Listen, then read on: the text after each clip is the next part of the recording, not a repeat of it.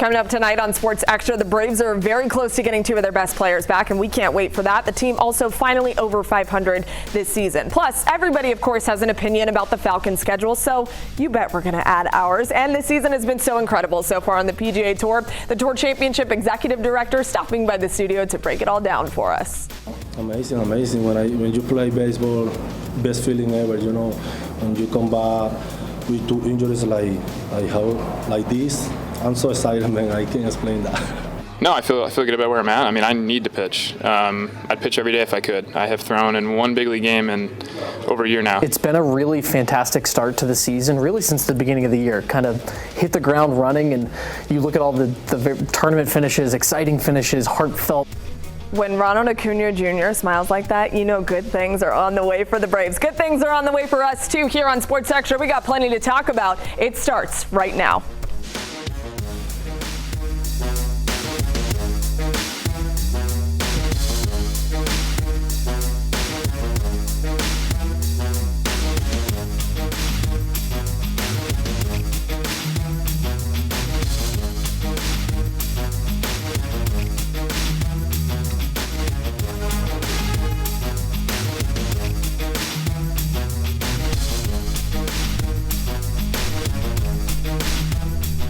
Welcome into Sports Extra. It is a busy week every single time that we're talking about Atlanta sports. This week, no different. And two of my favorite guys are here. No, they are not twins. I know you think they are, but they're two different people. Joe Patrick from 92.9 The Game sitting right next to me. How's it going? It's my fault. I'm really taking style tips from Grant, but no, it's going great. Didn't you guys almost match today? I heard you guys talking about that. We could have, but okay. I was able to pick the right blazer. Okay, good. So we are differentiating you guys by the blazer. That's what we've learned. And the beards, of course. Glasses as well, as Megan Smedley has liked to tell us about that. Grant McCauley, you have an anniversary today.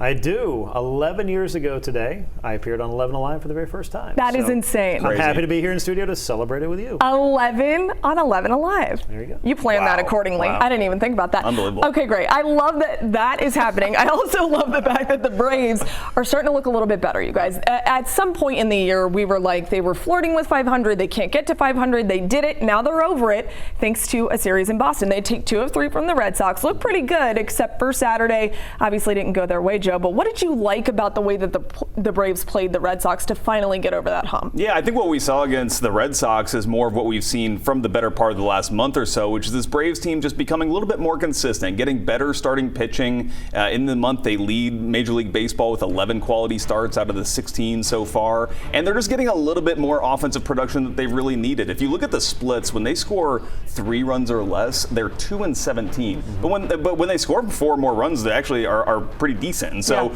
if you can get that and they get the timely hitting from guys like Drake Baldwin who have really stepped up, that's what I think is going to propel this team to just be consistent and just slowly, dig your way out of that hole that they got themselves in at the beginning of the season. You're not on the Braves beat anymore, but you haven't missed a beat. That was great.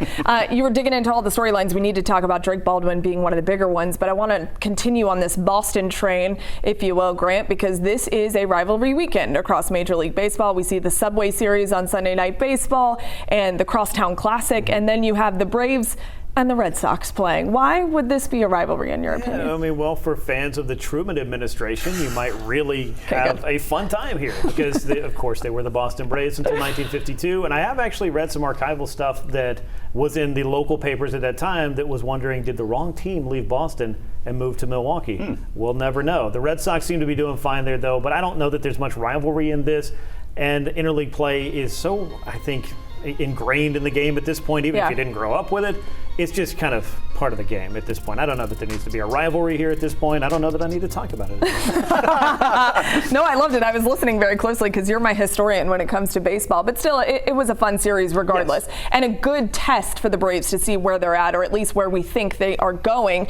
Good news is they're going to get reinforcements. Spencer Strider, who is itching to pitch, you heard him off the top. He has to pitch. He's such a competitor. And the fact that he's only thrown in one baseball game in over a year, one big league game, now he's going to come back in Washington next week. What does adding Spencer Strider to the rotation do for this team? I mean, obviously he adds quality to the rotation, but I think it just kind of adds juice to the whole club, to get a player like him back, and then obviously Ronald, which I'm sure we'll talk about in a second, but these are players that are true game changers, for this team and really in this league. And to get a player like Strider back after how kind of salivating Braves fans were getting when he was making those rehab starts and striking out double digits, and then comes back and has a hamstring injury of all things. So annoying. Oh yeah, I know, but I think that just has people just craving so much to see him come back and pitch well for this team. Yeah, he was even talking about, no shade to anybody else, but he does believe when he is a part of that rotation, they are better as a baseball team. He believes so much in what he has, Grant. Why is his return ultimately going to help this team? Yeah, I mean, you're going to get the quality that comes with the innings. You're also going to get the boost that comes in that clubhouse. I mean, I've heard several Braves, including Matt Olson today, say, look, this is one of our leaders. When we get him back in the saddle,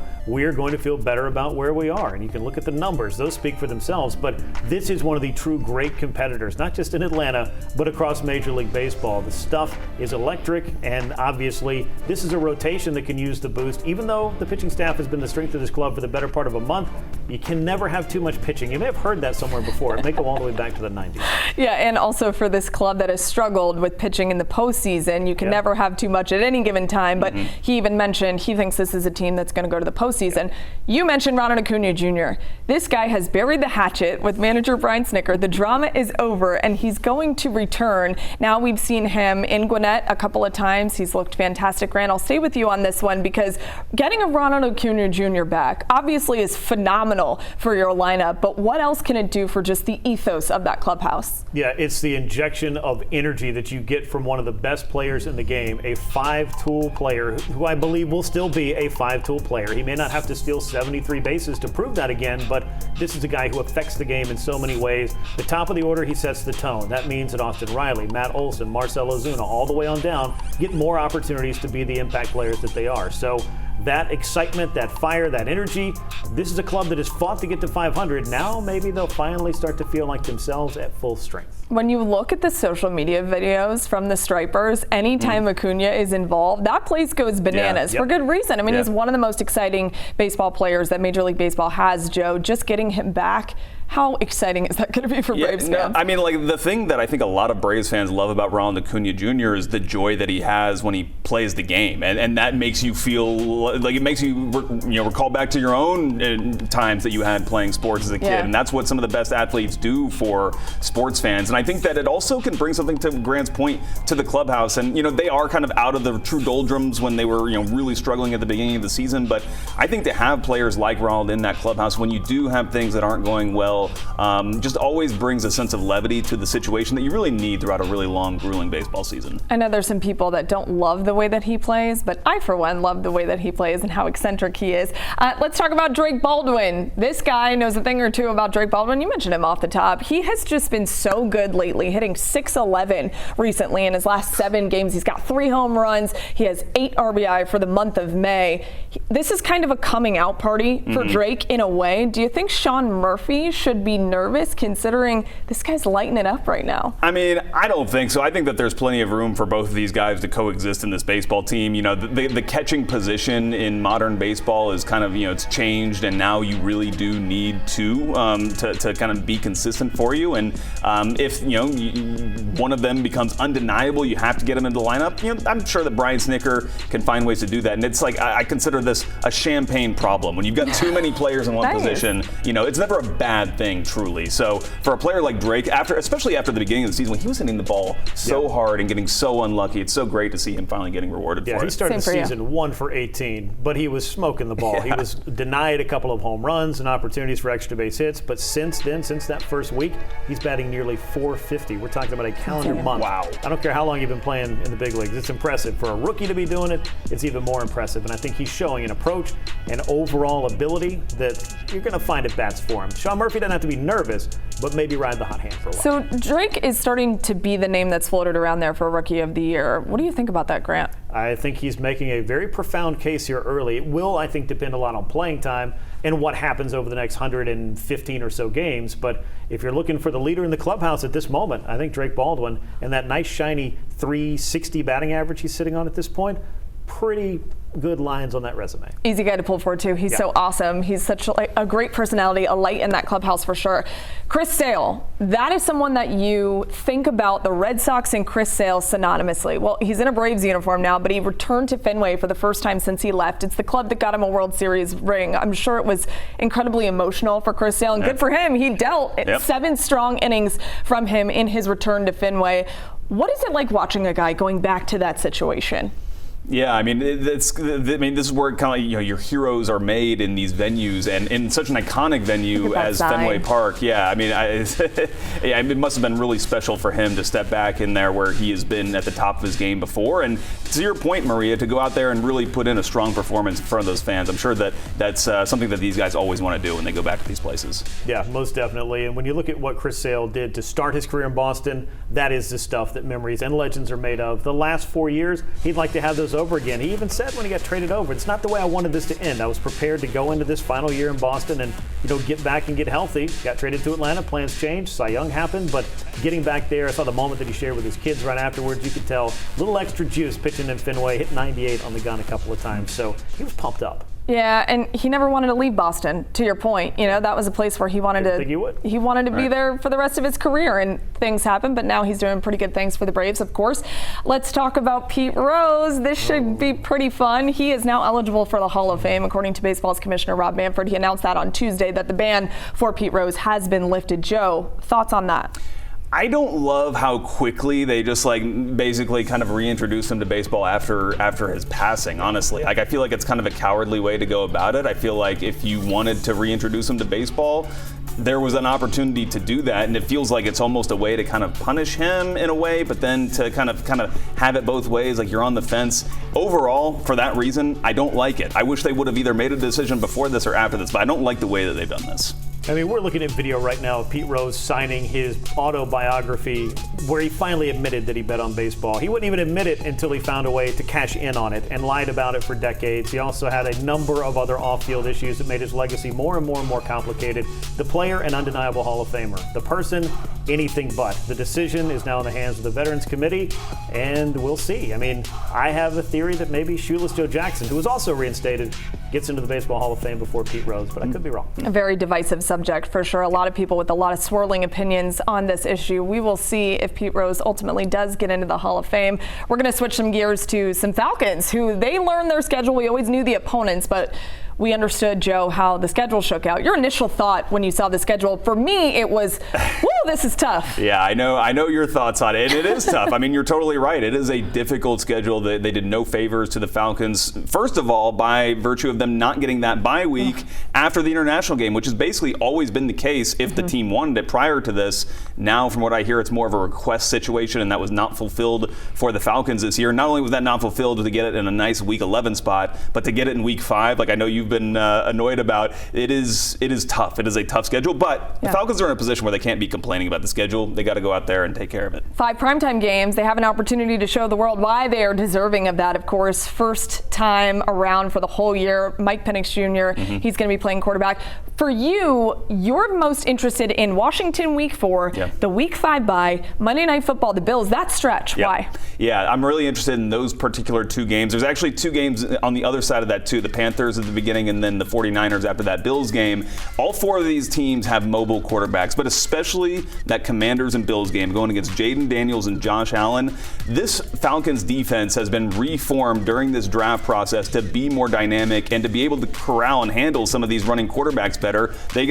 Jaden Daniels had their way with them last year, and I think that the Falcons realized if they want to play at the top of the NFL, they've got to be able to handle those quarterbacks. And so I'm interested to see how this defense does in those 2 critical games. Monday Night Football, the Bills at the Benz. It's going to be so fun. Oh, I literally cannot wait till football season. But until then, we're going to keep talking about baseball. Joe, thank you. Grant is here, so that means coming up next, we've got Grant's Game Changers. We'll tell you all about the guys that are dealing and maybe some that need to step up. I'll surprise you whether there's both of those things. That's next.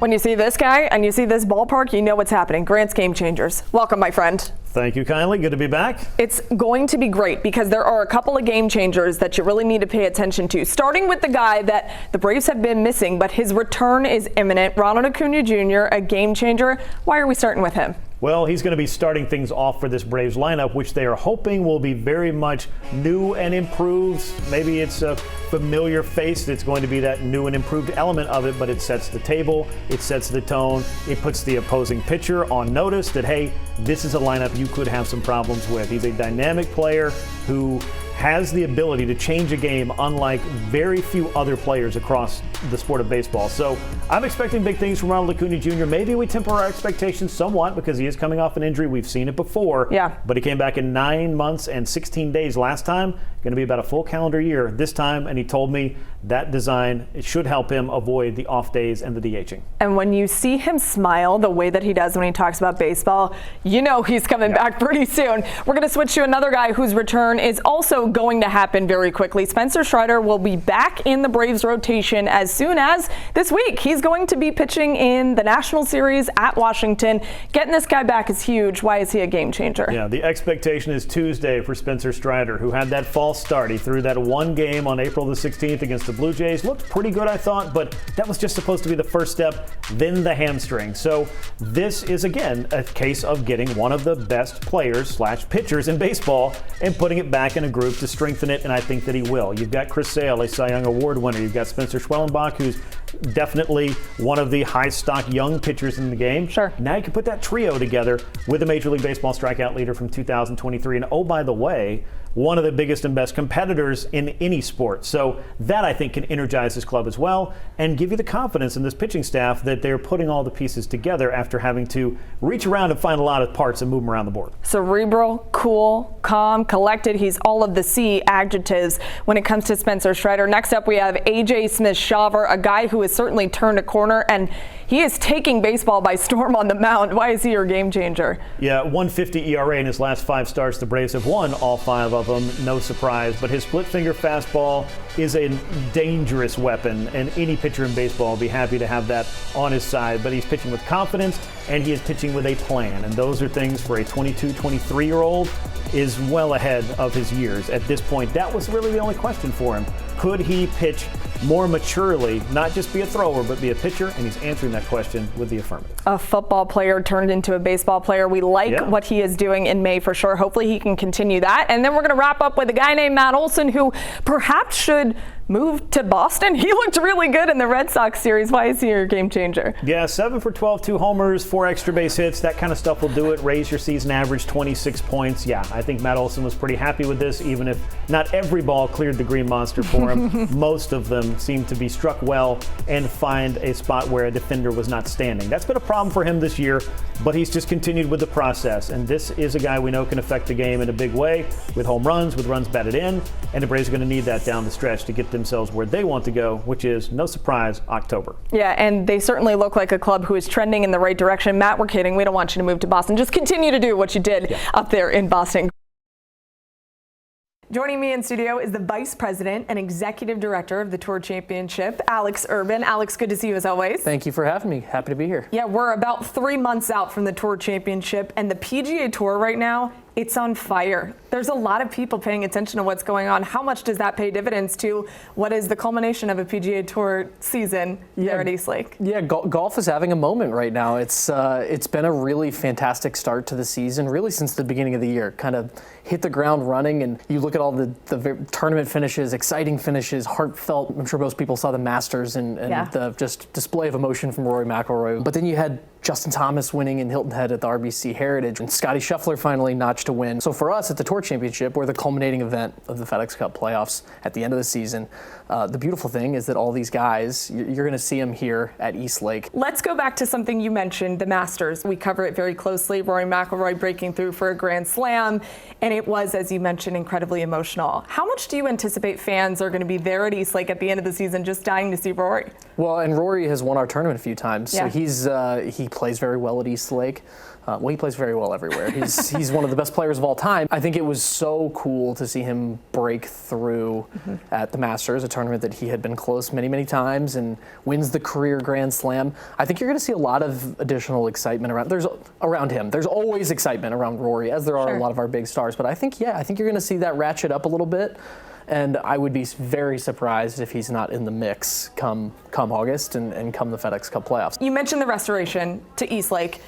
it looked totally different, and the golfers noticed it. It was a big talking point in 2024. Where are we at a year later? Yeah, so it's funny. You take a place like Eastlake, and a lot of these guys have played it so many years in a row, and then you do this large, huge project, and it's new greens and new hole shapes for some of these holes, new everything more or less. And so they had to relearn it a little bit. A year later, I think you're going to have a more mature golf course. My guess is that they'll be able to tweak the setup a little bit, hopefully make it even more exciting, which it's always a good setting. So year 2 should be a blast. I think it'll be ripe and ready to rock in August. Well, we love everything that Eastlake is doing for the community of Atlanta. We love the Tour Championship. Can't wait. August 21st is the first round of the Tour Championships. To get your tickets, make sure you go to tourchampionship.com. And Alex, I appreciate you so much. Can't wait for August. Thanks for having me, Maria.